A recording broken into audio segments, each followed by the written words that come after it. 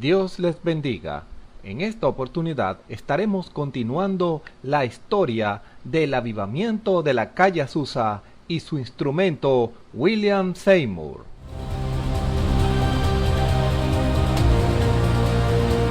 A lo largo de la historia, Dios ha enviado a sus instrumentos para darle a su pueblo los alineamientos que nos deja en su palabra y poder ser instruidos.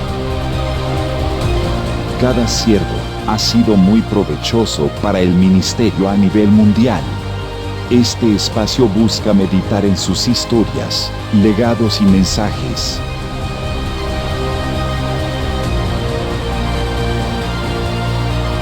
Radio Ebenezer y Kairos Radio Online presentan Conquistadores del Reino.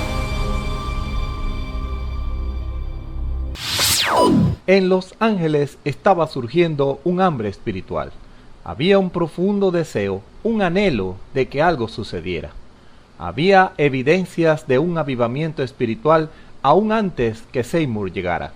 Los evangelistas del principio del siglo habían extendido el fuego por todo el sur de California y muchos grupos de personas estaban orando y testificando por la ciudad puerta a puerta. En realidad, la ciudad entera estaba al borde de un gran estallido espiritual, ya que muchas congregaciones cristianas de Los Ángeles estaban buscando a Dios con sincera devoción. Seymour llegó a Los Ángeles, donde ya se vivía un clima de avivamiento en toda la ciudad que parecía revalidar su sentido de haber sido llamado. El gran grupo se reunió, ansioso por escuchar el primer sermón de Seymour, quien disertó poderosamente sobre el Evangelio de la sanidad divina y el pronto retorno de Cristo. Recibió reacciones diversas ante este mensaje. Mientras algunos estuvieron de acuerdo, otros lo criticaron fervientemente. Una familia de apellido Lee lo invitó a cenar con ellos un domingo por la noche. Al regresar con él a la obra misionera, después de cenar, encontraron las puertas cerradas con candados.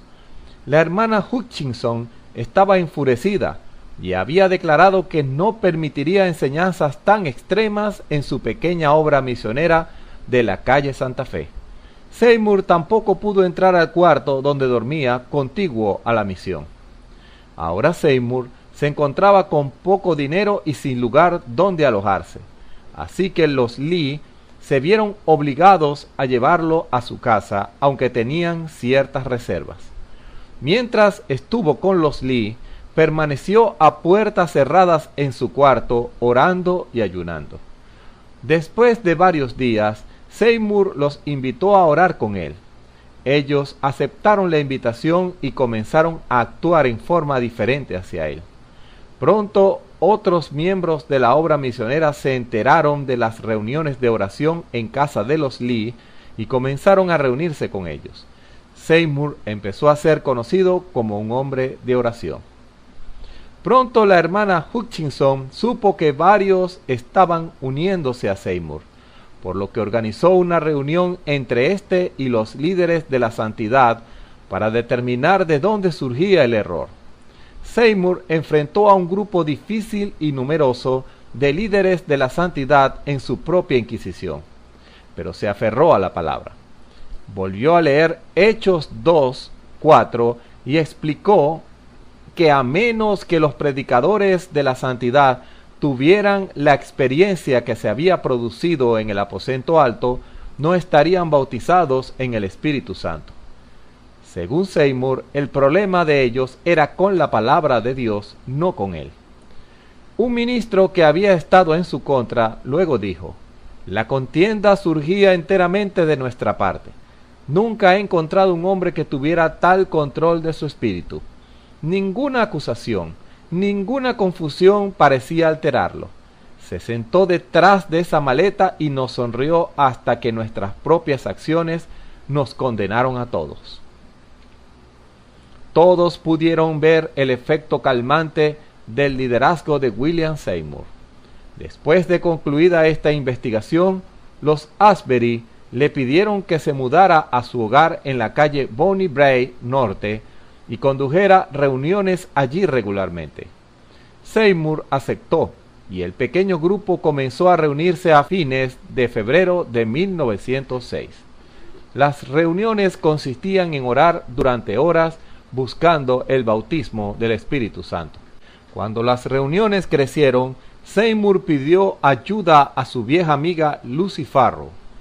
Explicó al grupo que Farrow tenía una extraordinaria capacidad para presentar el bautismo del Espíritu Santo y reunieron dinero para traerla de Houston.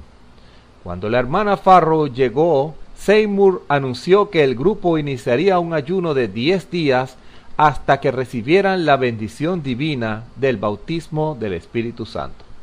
El grupo ayunó y oró todo el fin de semana. El lunes, el señor Lee llamó a Seymour para que fuera a su casa y orara por su sanidad. Seymour ungió a Lee con aceite, oró por él y Lee fue sanado instantáneamente.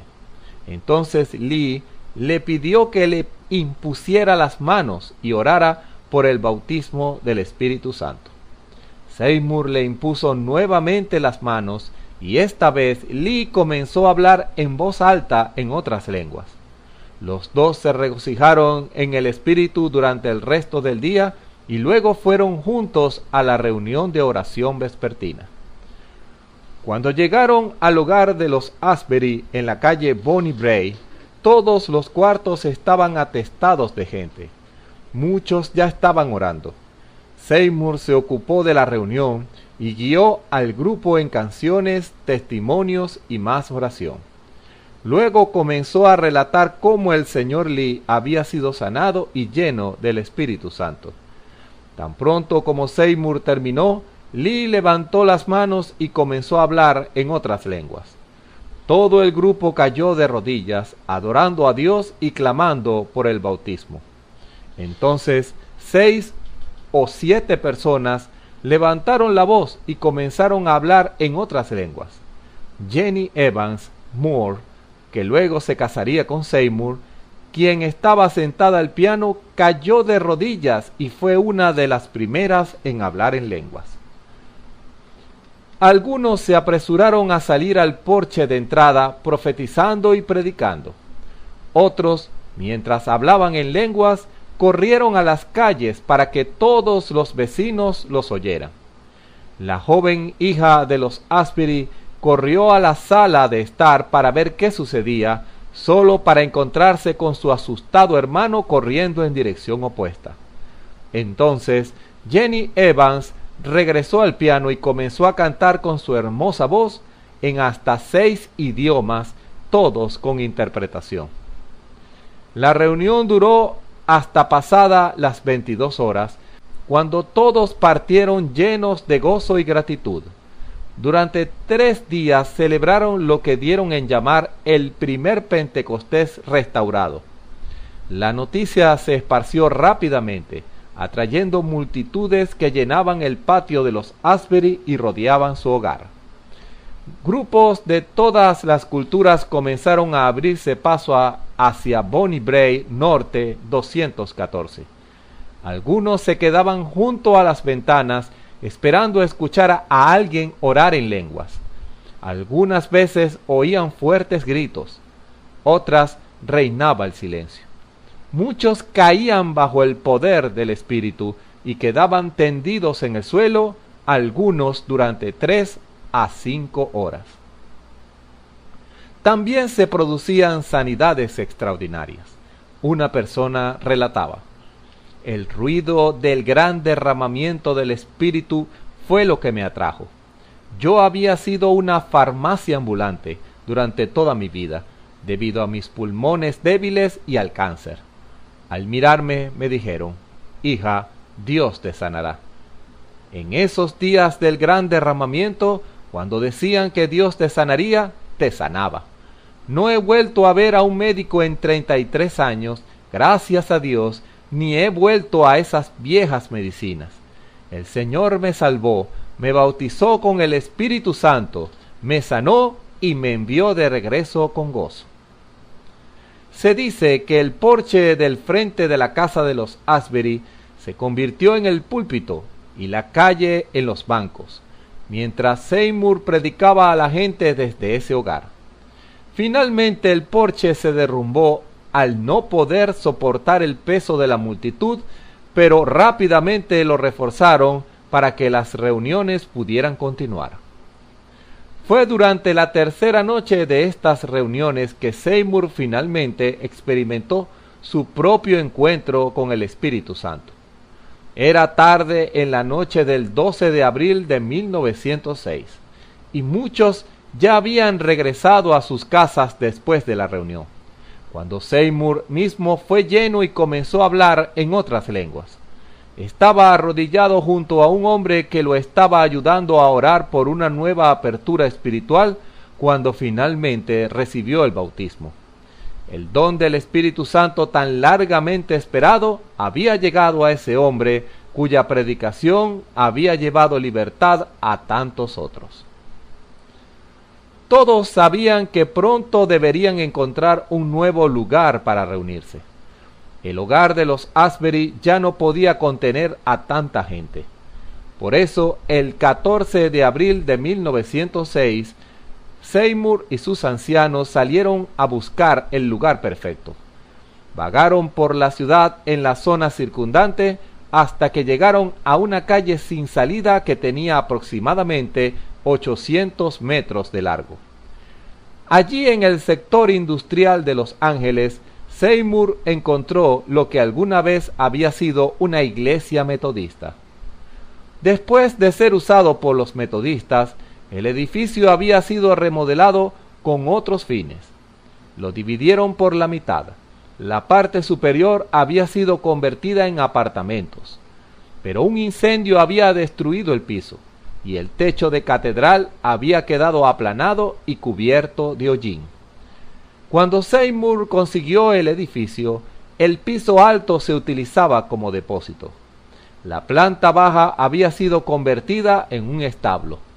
Las ventanas estaban rotas y bombillas eléctricas desnudas colgaban del techo. Este edificio le fue ofrecido a Seymour por $8 al mes. Pronto corrió la voz y llegó gente de todas partes para ayudar a restaurar el edificio. A G. Ostenburg, pastor de la Iglesia del Evangelio Completo local, pagó a varios hombres para que ayudaran a renovar el edificio. Los voluntarios barrieron los pisos y pintaron con cal las paredes. J. B. McNeil, un devoto católico y dueño de la mayor compañía maderera de Los Ángeles, donó madera para la causa. En los pisos se colocó acerrín y se armaron bancos con planchas de madera y barriles. El púlpito se armó con 2 cajones clavados uno encima del otro. Fue en este ambiente humilde de barrio bajo que los nuevos inquilinos de la calle Azusa 312 se prepararon para un avivamiento internacional.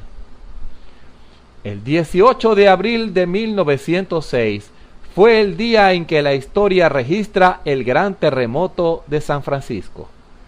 Al día siguiente, un temblor algo menor fue sentido en Los Ángeles, que llevó a muchos a arrepentirse de sus pecados por temor a morir.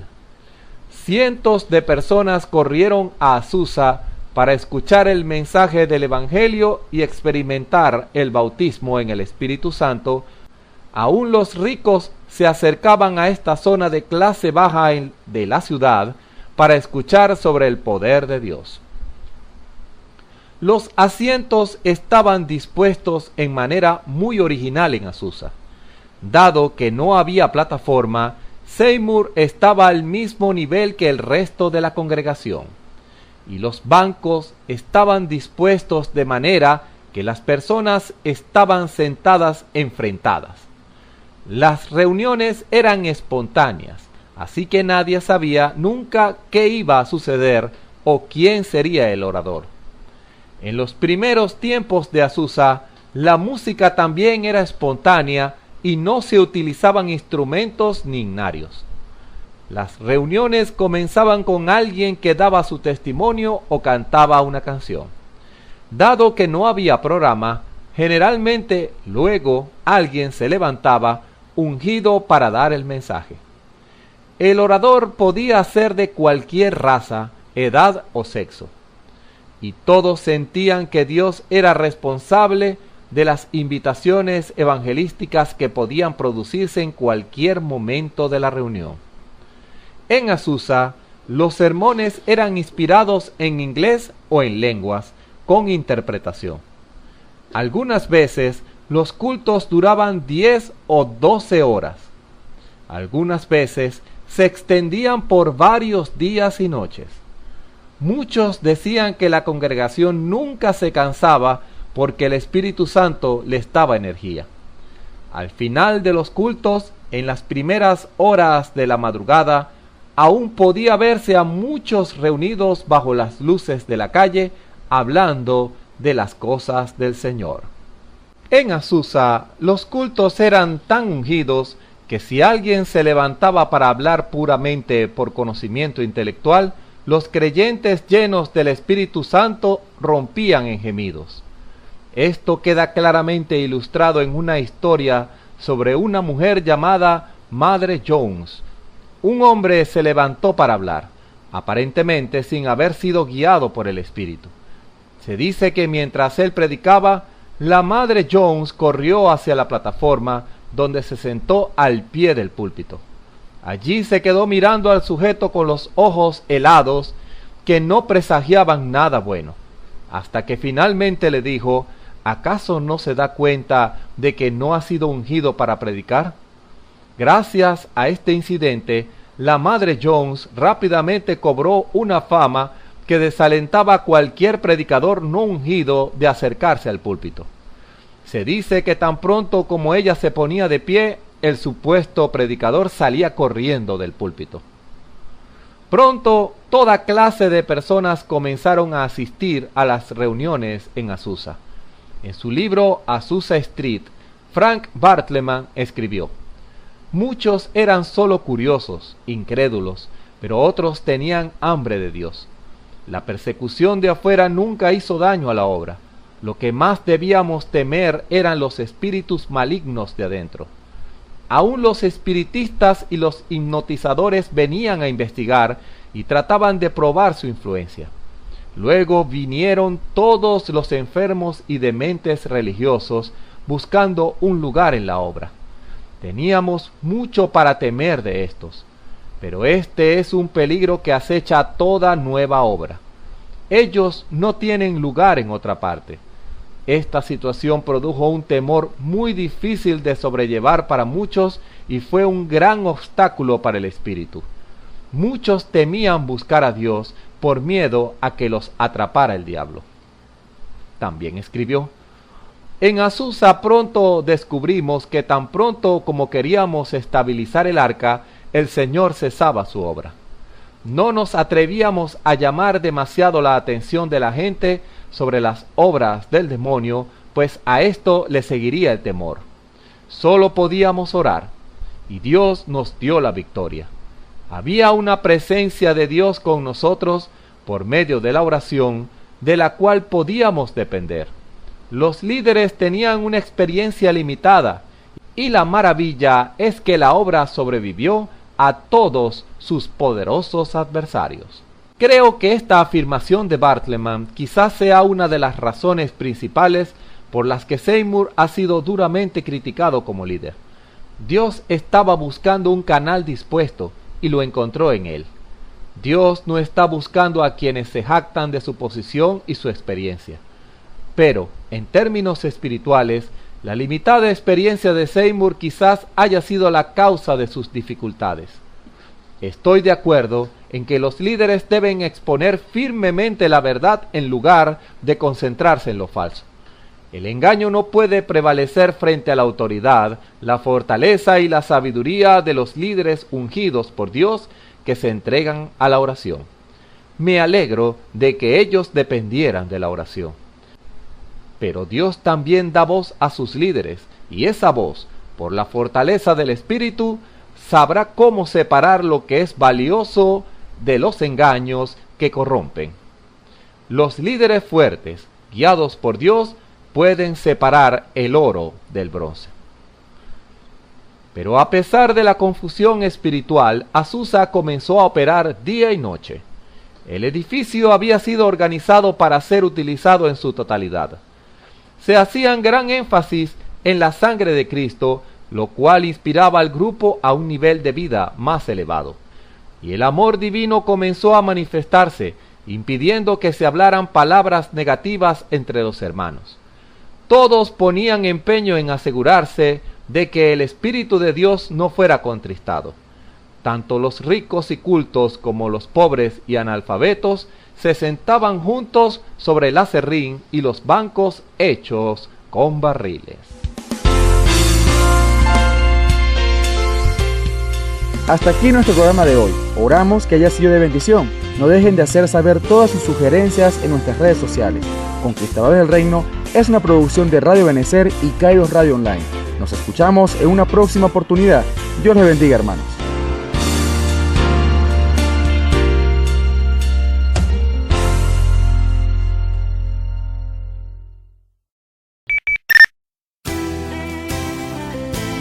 El Tabernáculo Ebenecer, junto a su pastor, el reverendo Osvaldo Tona, les invita a los servicios martes, miércoles y viernes a las 7 de la noche y los domingos a las 9 de la mañana y a las 5 de la tarde.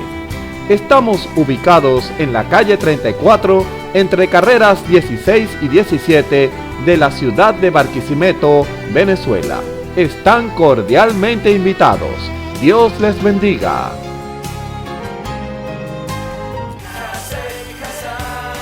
Te invitamos a nuestros servicios de celebración, martes y jueves 6 de la tarde y los domingos a las 9 de la mañana.